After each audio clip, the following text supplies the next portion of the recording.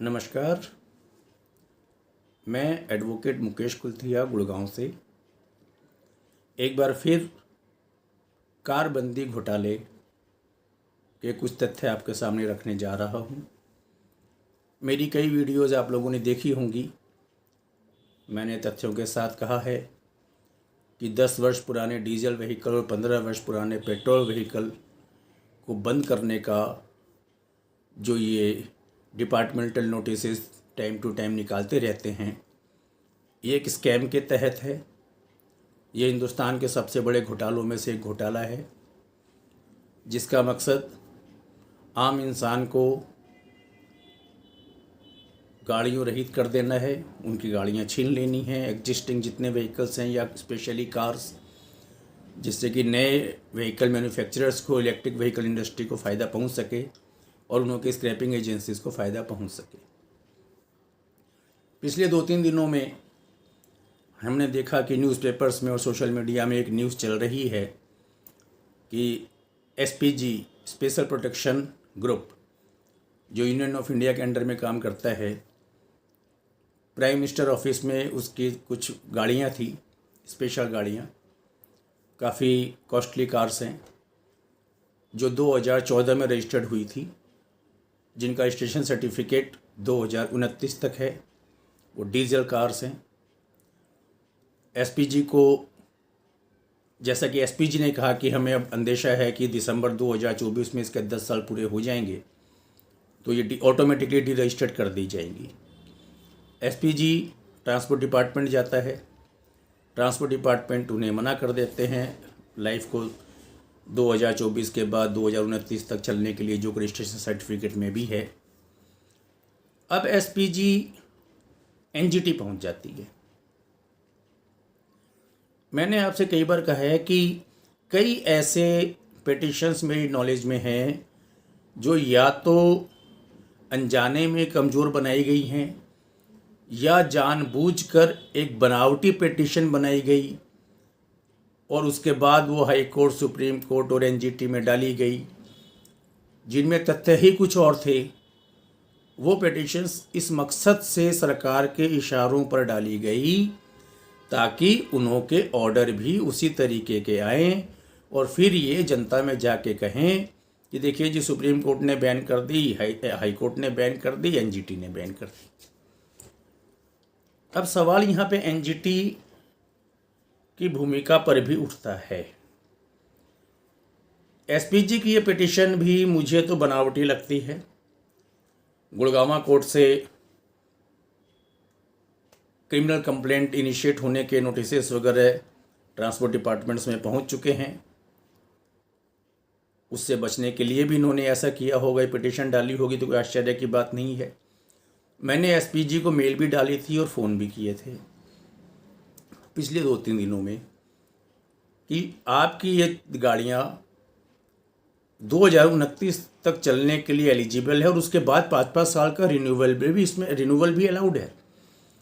आप किसी कारण से अपने तथ्य रख नहीं पाए और प्रॉपर तरीके से फाइट नहीं कर पाए, आप चाहें तो मैं आपके लिए फ्री ऑफ कॉस्ट फाइट करने को तैयार हूँ, in the interest of the justice and common people. SPG ने कोई जवाब नहीं दिया।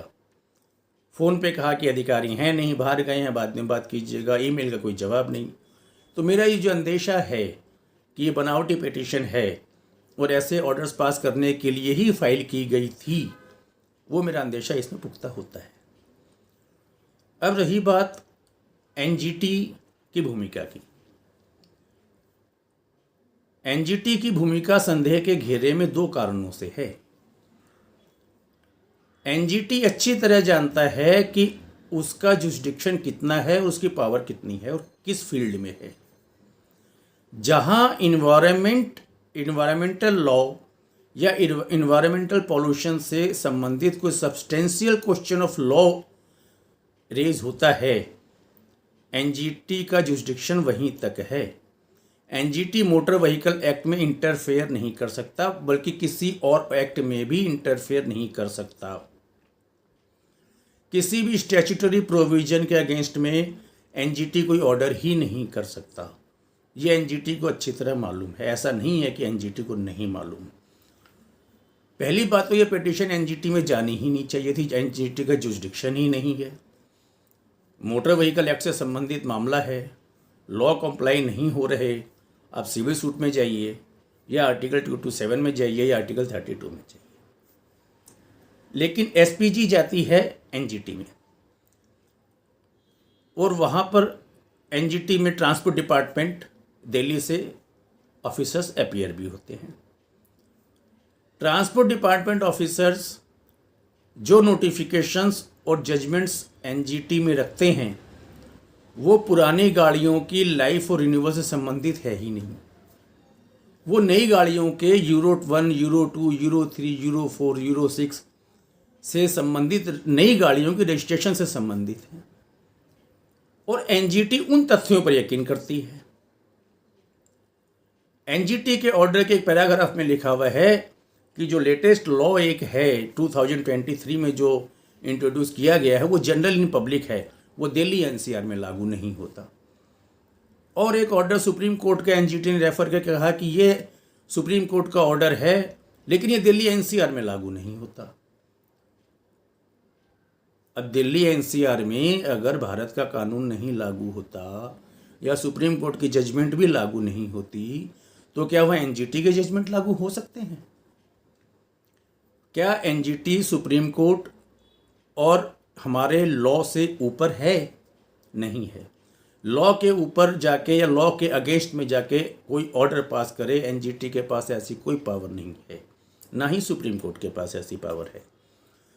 सुप्रीम कोर्ट ने जो पुराने व्हीकल बंद किए थे वो कमर्शियल व्हीकल्स थे, दिल्ली के blue line, green line buses और वो काली पीली टैक्सीज वगैरह, जिन्हों के 15 वर्ष 2 अक्टूबर 1998 में पूरे हो चुके थे।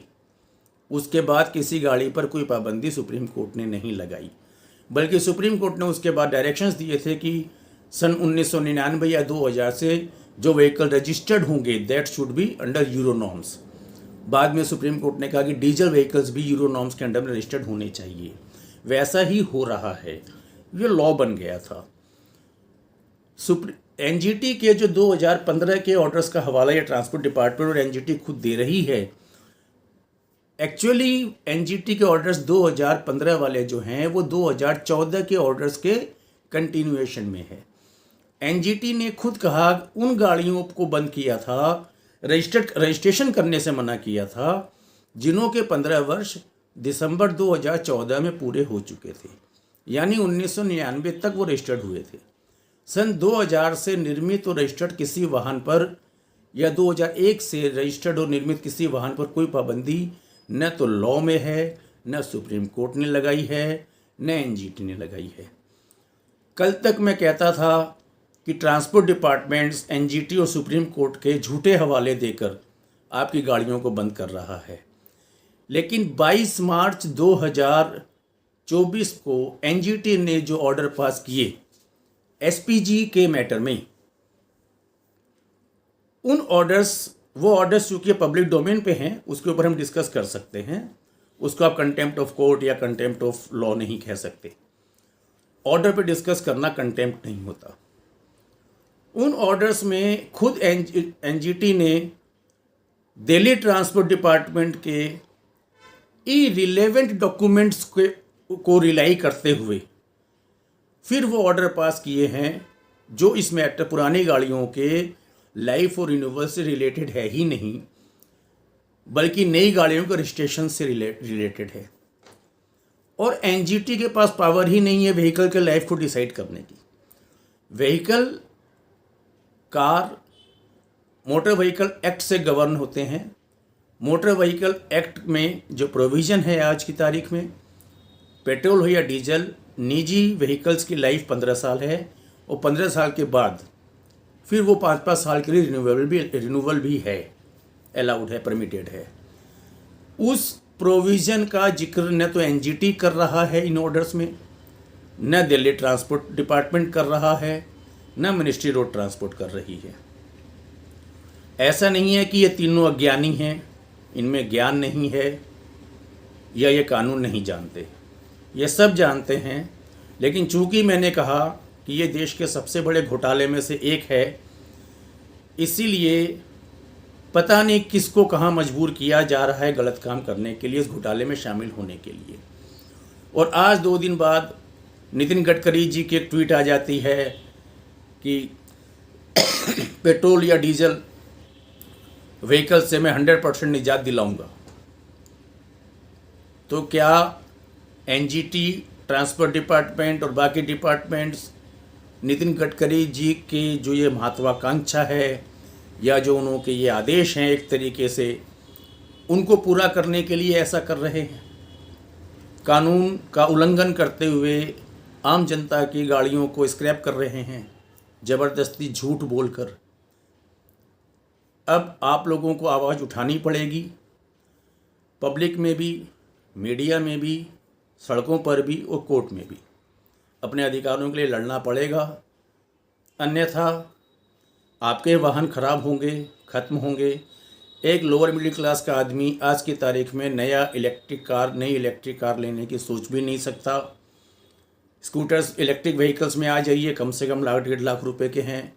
कहाँ से बच्चों को कोई लोअर मिडिल क्लास आदमी अफोर्ड कर सकता है? इम्पॉसिबल है। आज की तारीख में इस्तेमाल हो रही अपनी 10, 12, 15 साल पुरानी कार को बेच के आप नया इलेक्ट्रिक व्हीकल कभी नहीं ले सकते। इस घोटाले के खिलाफ अब आवाज़ उठानी पड़ेगी।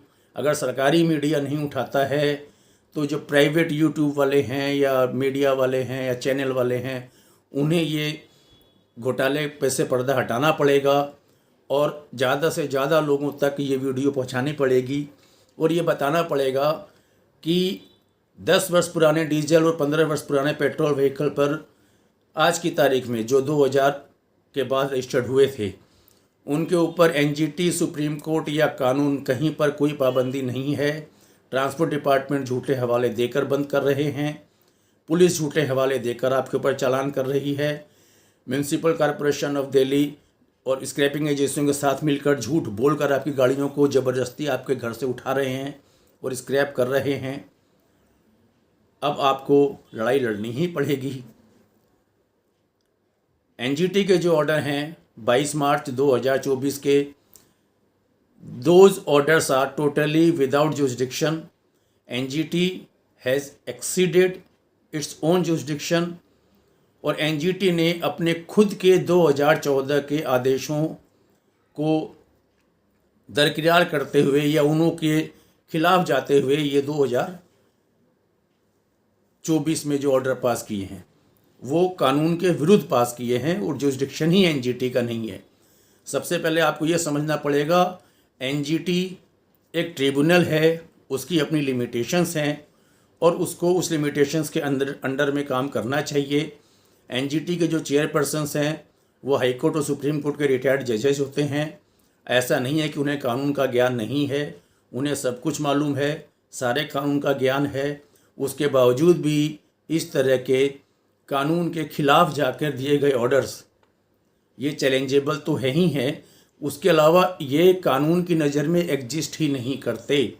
अगर कोई भी ट्रिब्यूनल अपने जुरिस्डिक्शन से बाहर जाकर स्टैट्यूटरी प्रोविजंस के कॉन्ट्ररी कोई ऑर्डर पास करता है, those orders are of nullity in the eyes of law.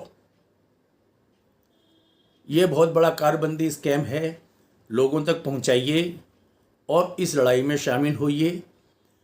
अपने इलाके के कोर्ट्स में जाइए, वहाँ कोर्ट में अप्रोच कीजिए, मीडिया में, सड़कों पर, अपने परिचित में, सब जगह इस मैसेज को कन्वे कीजिए कि 10 और 15 साल पुराने गाड़ियों पर झूठ बोलकर पाबंदियाँ लगाई जा रही हैं, जिससे कि निजी जो प्राइवेट व्हीकल मैन्युफैक्चरर्स हैं उनको बेनिफिट हो, उनके डीलरशिप्स को बेनिफिट हो, इलेक्ट्रिक व्हीकल इंडस्ट्री को बेनिफिट हो। जो प्राइवेट इन्होंने स्क्रैपिंग एजेंसीज अभी डिप्यूट की हैं उन्हें बेनिफिट हो। इन प्राइवेट पार्टियों को फ़ायदा पहुंचाने के लिए आम जनता के साथ एक गैर कानूनी खिलवाड़ किया जा रहा है, जो कि हिंदुस्तान के सबसे बड़े स्कैम में से एक है। पूरे संसार में आज तक ऐसा स्कैम नहीं हुआ।